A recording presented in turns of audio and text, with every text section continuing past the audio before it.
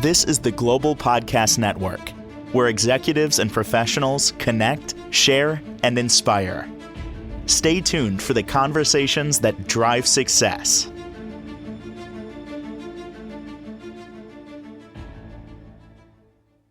Welcome back to the show. We are joined by Dr. Paige Roberts. Excited to have her. She's the founder and a sports a psychology clinician. It's called Roberts Neurotraining. Based out of Woodland Hills, California, we're here today to talk about the work she does with sports psychology and so much more in helping so many people, athletes, you name it, she does it. And it's an honor to have you here today. How are you? I'm wonderful. Excited to be here. Well, thank you so much. Well, same here. Now, before we dive into your practice, it's important that we get to know you. I read that you were always avid outdoors woman, in a sense. You grew up in Colorado, right? And could you talk a little bit about that and you as an athlete? I would love to find out, your beginnings and how you progressed into this field before we talk about the work that you're doing and how you're helping so many. Yeah, I grew up in a very small mountain town in Colorado next to a ski resort called Steamboat Springs, and well, ski resort town. And so really at age 4, I was like skiing and rafting and climbing and biking and running and doing all the outdoor sports. So it really created a culture within my life and my family of just moving your body and exercising, and that was a way of life. Beautiful. And here you are now doing so much. Now, was anyone else in your family an athlete as well? And I want to talk a little about some of the things that happened to you during this time as well. Yeah, so my brother, he was a skier and a mountain biker and a rafter and a climber also. He was actually a knowledgeable national champion too. So he was Hmm. quite the academic. And then my parents were the ones that really gave me the opportunity to do all the outdoor sports. So they loved them as well. So yeah. Beautiful. And then some troubles. I mean, as far as you lost a few friends as athletes, right? Could you share a little bit Yeah. about this?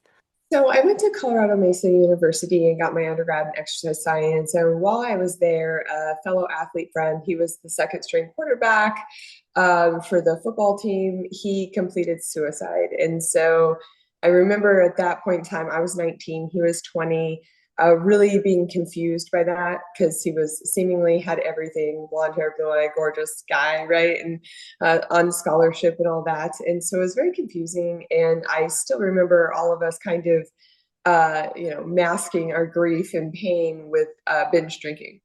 And so that really set the tone and of like, okay, yeah, well, when bad things happen, you kind of stuff them down and no one really talks about them. And Yeah. even the night before he completed suicide, he was over hanging out with us. It was our like midterm exams or whatever. And so we were all going to go out and party. We were all talking about it. And no one really invited him out. We were kind of tiptoeing around the fact that we knew that someone on the football team had been seeing his girlfriend and that he wasn't doing well in algebra. And so we all decided not to talk about it when he got there, which is the opposite of what you should be doing if you're concerned about someone's mental health. So that Oh, occurred. And, I completed my degree in exercise science and went on to get a master's in exercise science. And during that program, I'd had a car accident where I got oh, concussion. Yeah. And prior to that, when I was in high school, my swim team school bus had rolled over. Being in the mountains in Colorado, a deer ran out and she overcorrected, and we did a 360 and went off an embankment. So I'd had a pretty severe concussion then. And then, of course, with alpine skiing, you fall, you crash. So had a history of multiple concussions. And around that time, I was working at a hospital as an EKG technician telemetry monitor. And I was seeing all these experts and so on because I was struggling with post-concussion syndrome symptoms of not being able to sleep, so insomnia. And I really couldn't find anyone that could help me when it came to kind of the medical side of things. And so I reached out to a past sports psychology social worker that I'd worked with in high school when I'd had some stress fractures from having very lax joints of Ehlers-Danlos syndrome. And I oh, gotten bad stress fractures in my shins. And that's kind of what drove me into the physical therapy, exercise science world of learning how wow. to myself structurally so that I could run again. But I had reached out to him saying, hey, no one can help me. I can't sleep. I'm working nights. I'm doing all the right things, eating well, doing all this. What what can you do, or what should I do? And he introduced me to this trauma reprocessing therapy at that time. And it was called brain spotting. It was a spinoff from EMDR. And so I started doing that, and I started to heal. And then that really pushed me into wanting to be a clinical social worker like him to help other athletes. And about the time that I was finishing up my master's of social work program, I was teaching skiing on the ski hill in Colorado, and had another friend complete suicide in the same way with a hunting rifle. Oh And my he'd been goodness. he'd been a college athlete as well, and he played lacrosse at Metropolitan State University, and then he was also an alpine athlete and had played high school football. And so at that time, it was right when the NFL was being litigated for the concussion, the post-concussion syndrome, CTE, that those guys were going through. So I really took it upon myself to really start to understand the trauma process, concussion, why individuals complete suicide, why high performers complete suicide and don't seek help. And it really led me to going to the American Academy of Neurology. They just started a wing called the Sports Concussion wing of that. And so I started going to those conferences and really understanding and learning how traumatic a brain injury is, and all of the ways that we can actually address and treat a concussion. And so from there, I took the trauma reprocessing technique that I then got certified in, and started building other processes when it came to adding on the Wabi 2EEG brain scan health device, which was very specific to measuring voltage in the brain and neurocommunication regionally, or reaction time, which all of those are disrupted with neuroinflammation or a concussion.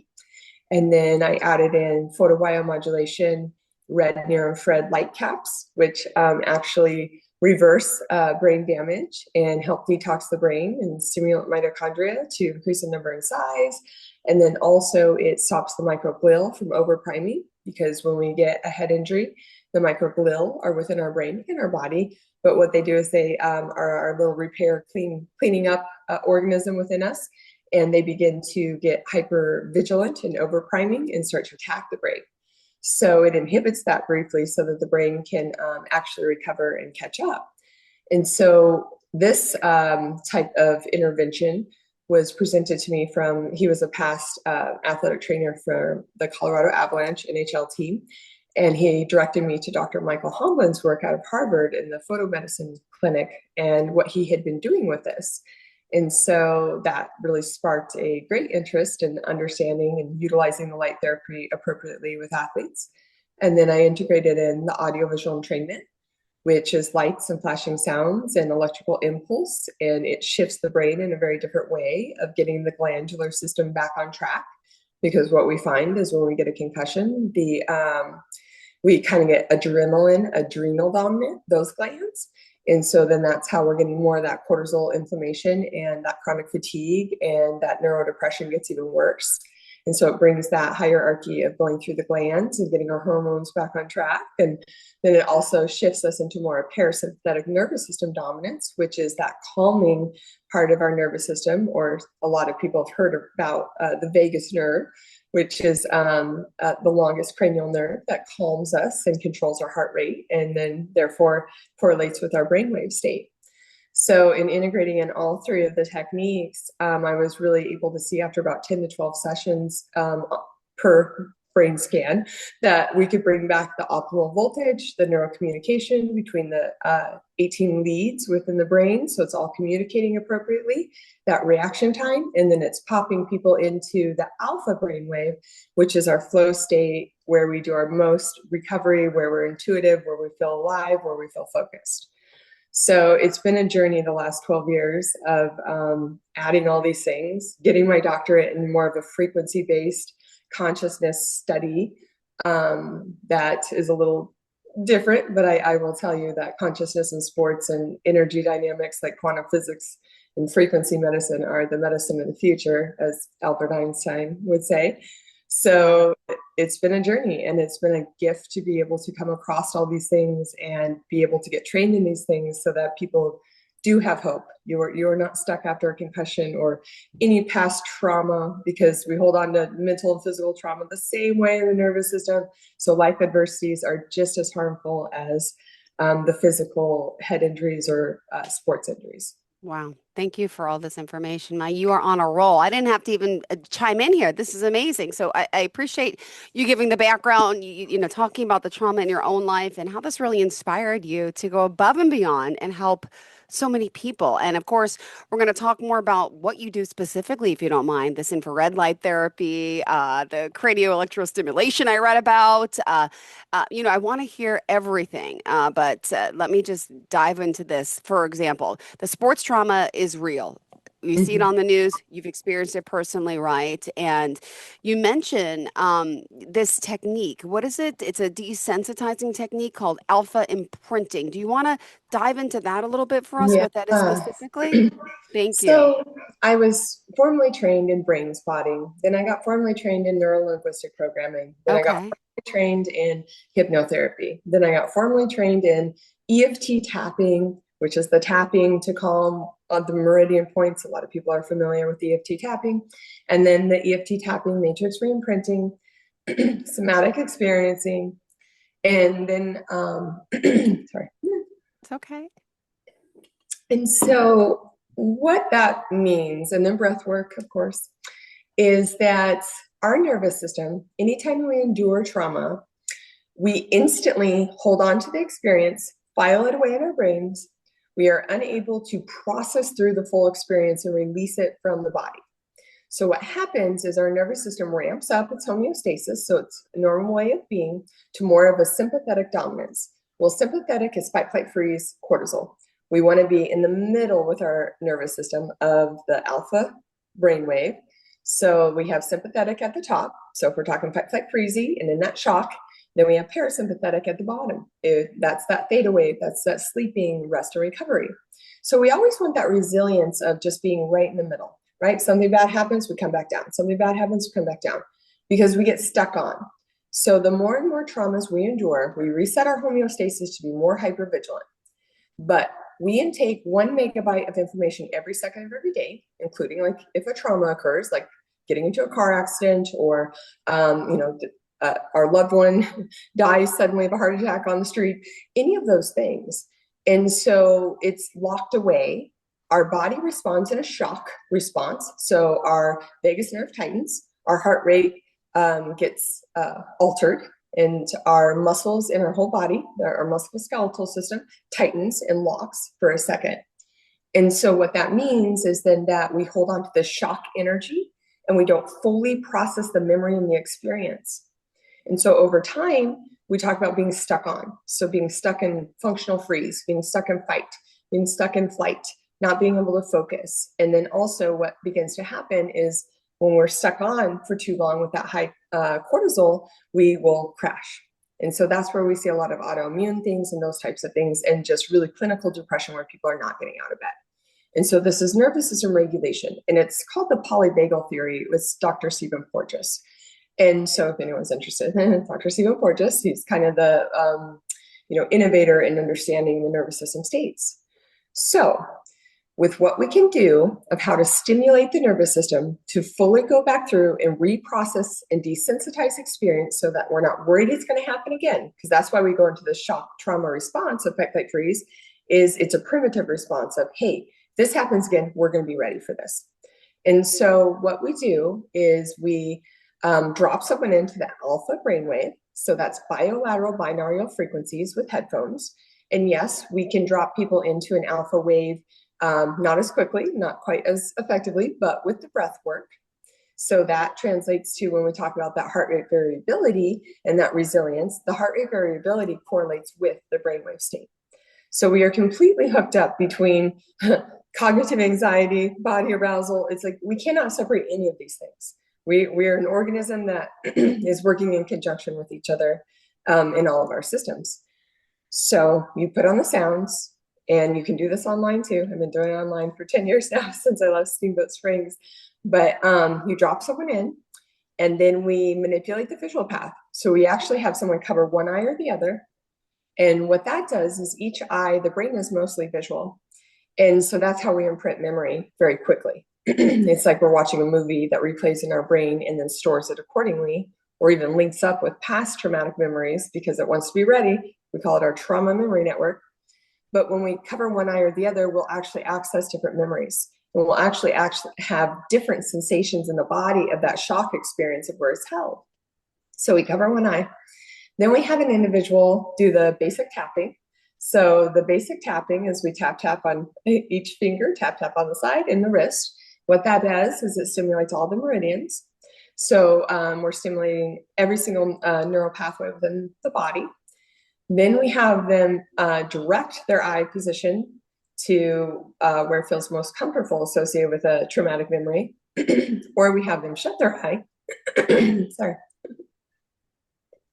And what that means is that we will orient to where we hold that information in our visual path. And that was like brain spotting. David Grand called it the spot the eye connected to was the spot in the brain. It's a reflexive cue. So for example, you have a skier client who has crashed on the course. You have them put on the sounds, you cover one eye. I have them use the sleep mask or anything that works when we're online. Then you have them shut their eyes and say, okay, so you're going down the course and you realize the moment that your ski edge caught.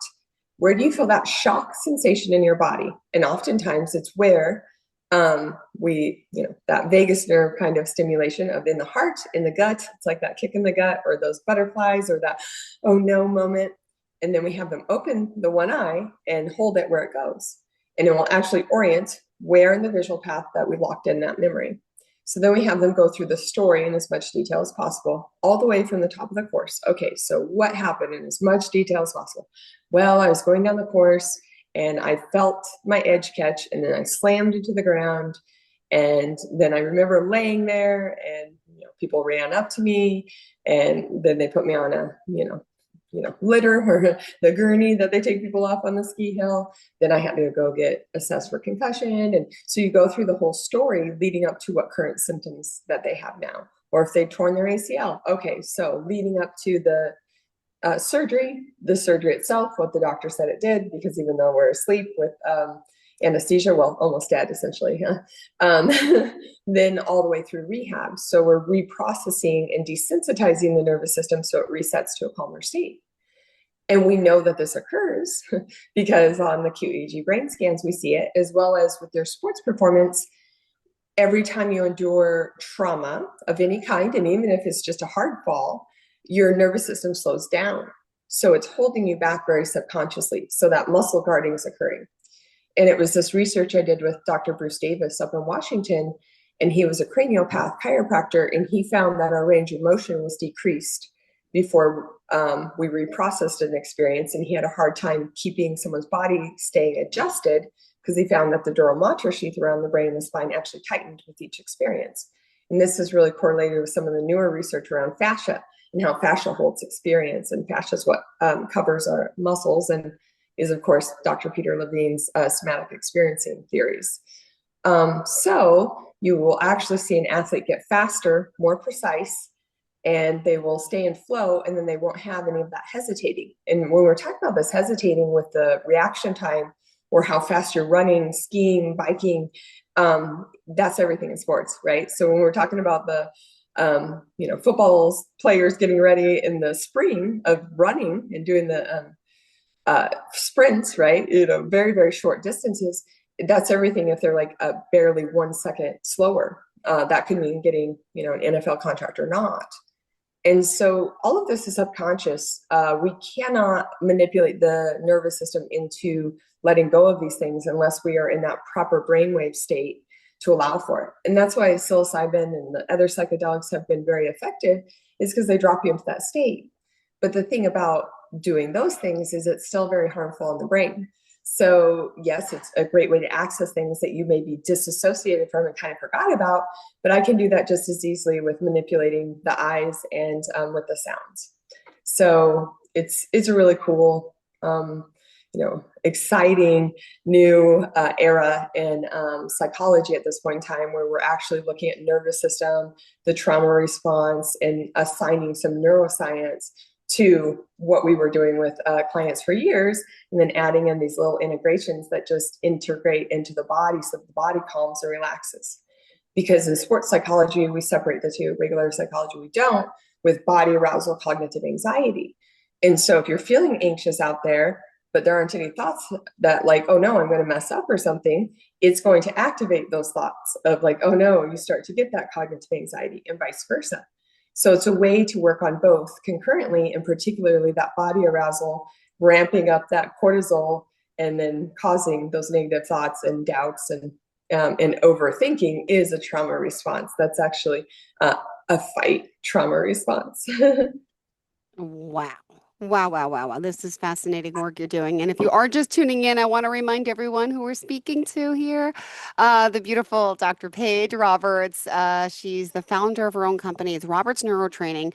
And again, in sports psychology, she's here helping so many. And really, this is fantastic work you're doing. And I'm just so impressed in helping people get out of depression, stopping thoughts of suicide, making you a better athlete. There's so much to help you surpass and get over those slums. But it's exciting to learn all about this today. And, you're teaching me a lot about performance neurotraining too. So again, it provides a combination of neuroscience, as you're talking about, quantum physics, psychology, kinesiology, so much more to really help you achieve that peak performance. So thank you for this. Light therapy, alpha imprinting, energy optimization. There's still so much more to talk about. I know it's our first time together.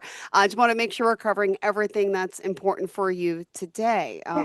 What else did you want to share with our listeners in our next few minutes? I think one of the biggest things is I have been, because I've been asked to help other therapists and coaches and so on learn the best ways to work with these things, because I was kind of one of the leaders with even taking the brain spotting technique and designating it in sports. It's really only been around 20 years. And so I do 3-day live online trainings and teach other individuals in the alpha imprinting.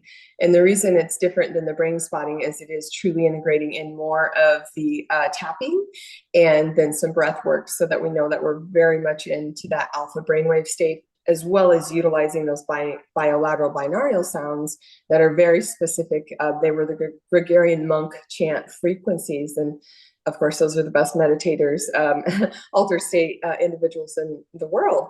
And so it's just taken these other effective techniques and created a more effective technique in being able to really assist your clients in recovering quicker and getting back out there. And I can't emphasize enough, though, too, with it is that our life adversities, they're the exact same as physical adversities. And so oftentimes with high performers, they don't want to go back through things, but it's not re-traumatizing if we're in the proper brainwave state. That's why talk therapy can be limited, because we are kind of re-traumatizing the brainstem. So really the sound component and the integration of the body and the kinesiology is very important to not re-traumatize, but instead release that shock and discharge from the nervous system. And really, like I said, it can be an aspect of preventing chronic illnesses and diseases. And I think the worst thing, obviously, is, suicide, and it is the third leading cause of death in collegiate athletics. And we also have that by the time that someone is 14, about 50% of mental illness, diagnoses have occurred. And then by, the early 2024, it's 75%. Wow. So when we're talking about setting young individuals up for success and resetting their nervous system so that maybe those symptoms don't get exacerbated. Wow. Thank you so much. My goodness, this is fascinating work. And we only have 3 minutes left in the show. Got to kind of start summing it all up. And how did you want to do that? Well, I mean, people can find me. I'm at Sports Psych Paige on all the socials. I'm starting my own podcast called The Mental Playbook for any athletes, college, high school, professional that would love to come on the show and talk about their mental health journey and things that have helped them and things that they would have done differently when they were younger to help all the up and coming athletes. And when it comes to my trainings, you'll see it on my website, working with me one-on-one, either Zoom or in person. And then I also sell with a peer-reviewed medical device company, the near-infrared red light therapy caps because only Mhm. about 20% of the products in the market work. And that's the worst thing in the world if I thought someone got a not medical device that wasn't going to heal the brain the way that it has been proven to. So yeah, Wow. that's where I'm at. Pretty impressive. Thank you so much for being here, for joining us, and really teaching us so much. My goodness. We'd love to hear more of these athlete case studies as well next time we speak, and how you're really helping with your techniques to help them regain and expand their sports performance. So thank you again for being here. Of Would you course. mind sharing how we can contact you? Yeah, all of the socials at Sportside Page, and then it's www.robertsneurotraining.com. And yeah, Googling my name, you can typically find me too, because I've been Beautiful. up there a minute. All right. Thank you so much. Pleasure having you here and looking forward to the next time we get to connect. Thanks again. Yes, thank you. Bye bye. This is the Global Podcast Network, where executives and professionals connect, share, and inspire. Stay tuned for the conversations that drive success.